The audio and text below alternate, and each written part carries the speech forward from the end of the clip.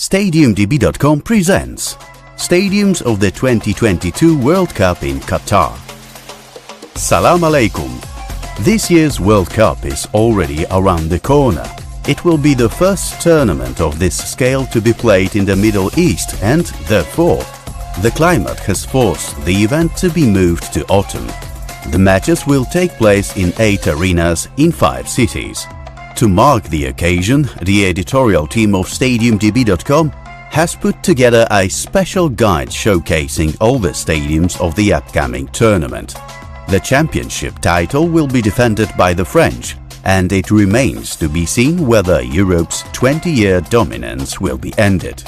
Before we start, we would like to ask you to support our channel by liking the video and leaving a comment below. Don't forget to subscribe and click the bell button so you get a notification every time we post a new video. Meanwhile, get on your camel and join our caravan as we embark on a tour of Qatar's stadiums. Ahmad bin Ali Stadium, capacity 40,000. Al Rayyan. It's hard to imagine a better place for a first stopover. Ahmad bin Ali Stadium is situated in Qatar's second largest city. Due to its location and surrounding scenery, the venue is sometimes referred to as the gateway to the desert, and we eagerly enter the football world through these gates. The arena is covered with interactive screens, which are obscured by a translucent woven metal curtain arranged in patterns inspired by Qatari culture. From the outside, the stadium is also surrounded by dune-like structures housing the hospitality areas. An interesting look has also been provided on the inside. The new stadium has an unusual seating arrangement forming a red and black mosaic. Most intriguing are the stands behind the goals, where the seats form a pattern in the shape of lions' heads. This is a reference to the Al Rayyan SC team that plays at the venue, whose nickname is, you guessed it right, Lions. Al Janoub Stadium, capacity 40,000. Al Wakra.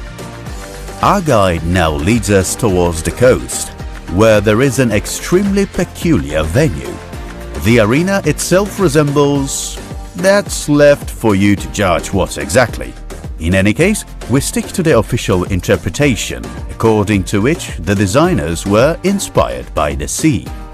From the outside, the roof domes are meant to resemble sailboats. From underneath, they bring to mind the hull of a ship, while the seating creates a composition similar to sea waves. For centuries, the people of Al Wakra have been dedicated to both fish and pearl catching, using traditional dhow sailing boats which are characteristic of the region.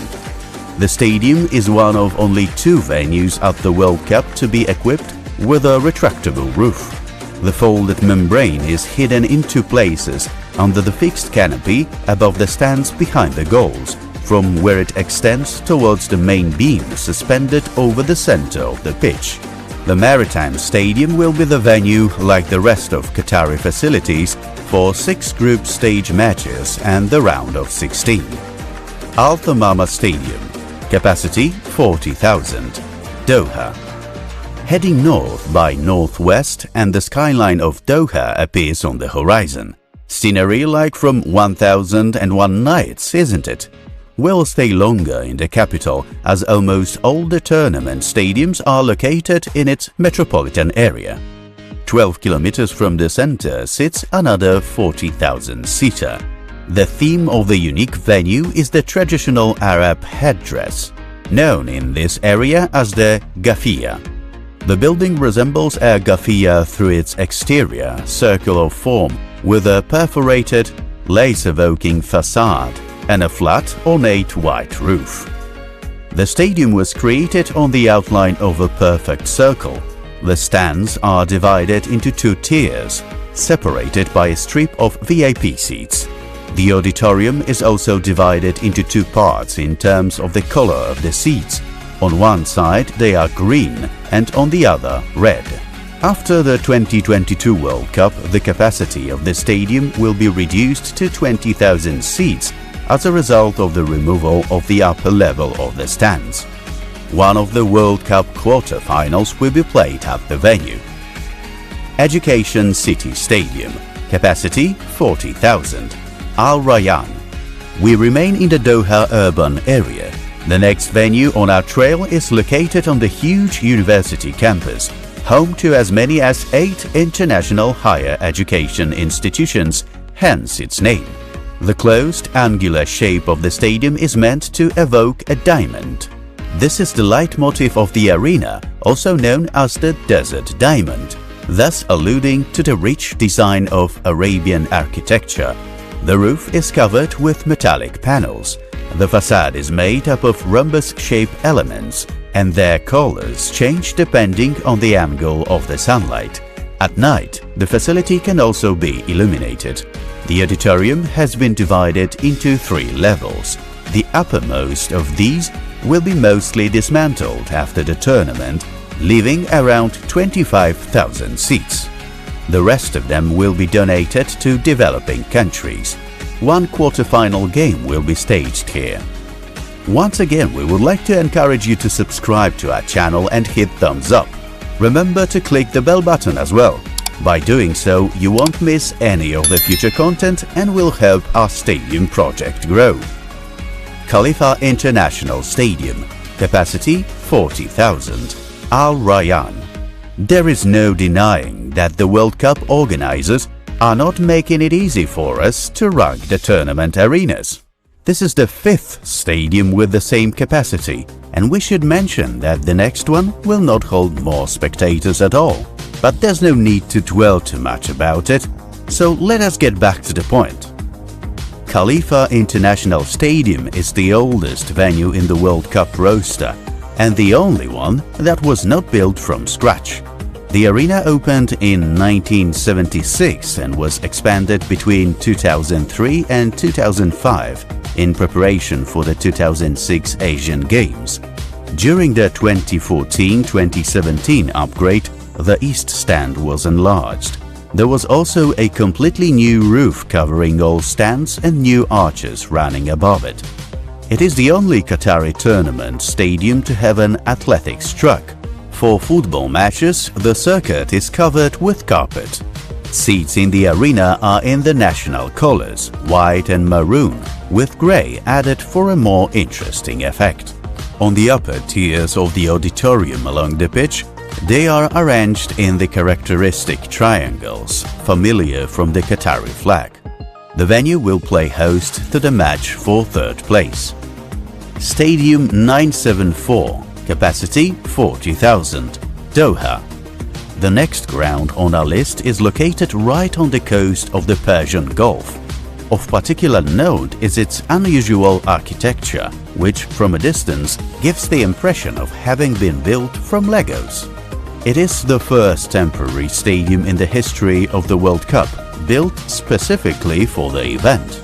A large number of steel elements, prefabricated components and recycled shipping containers were used to build the arena. The choice of materials and the temporary state of the venue allowed costs to be significantly reduced. Most interesting is the use of containers, which proved to be an innovative solution for the construction of such a large stadium. The huge boxes are reminiscent of Doha's seaport traditions.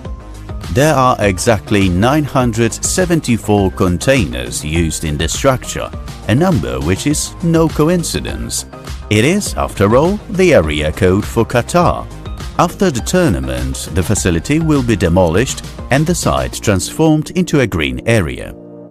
Al Bayt Stadium, capacity 60,000, Al Khor. We find ourselves in the northernmost stadium of the World Cup.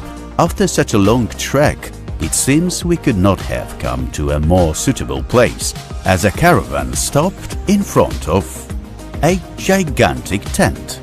The stadium has been encased in an original facade connected to the roof, the shape of which sets the theme of the venue, a traditional Bedouin tent, the so-called Bayt al-Shah, hence the name. The exterior is white with horizontal black stripes running all around, symbolizing the tribes and families that used similar structures. The tent surrounding the stands was created on a rectangular plan, and its dimensions exceed the size needed to cover the auditorium. The venue is the second arena of the championships to feature a retractable roof. The seats in the auditorium are predominantly red, and the color scheme is enhanced by black horizontal stripes with traditional Bedouin Sadu patterns. This motif is also repeated in the interior decoration of the stadium. The venue will host the opening ceremony and the first match of the tournament, which will take place on November the 20th. The host's rival will be Ecuador. In addition to the group matches and one round of 16 game, there will also be a quarter-final and a semi-final staged here. Lusail Stadium. Capacity 80,000. Lusail. The final stop on our tour is one of the largest stadiums in the Middle East, the venue for the second semi-final and the grand final of the World Cup. The facility was built on the outskirts of the capital in the futuristic city of Lusail. The architectural concept is based on local folkloric motifs. The form of the building is reminiscent of a traditional ball, and the triangular patterns on the golden facade were inspired by lamps formerly used in Qatar. In addition, the roof membrane has been shaped to create a bird's-eye view ornament made up of numerous rhombuses. The 45,000 square meter roof is one of the largest of its kind in the world. The stadium's high stands are divided into only 2 tiers. Each has an internal division into halves to improve communication and offer optimized positioning of pedestrian walkways or places for the people with disabilities. The final concept was kept secret for a long time and was made public when construction was already at an advanced stage. After the World Cup, the capacity will be reduced to 40,000 spectators. Our caravan managed to happily reach the end of the voyage. Qatar is a fascinating and beautiful country with a rich cultural heritage.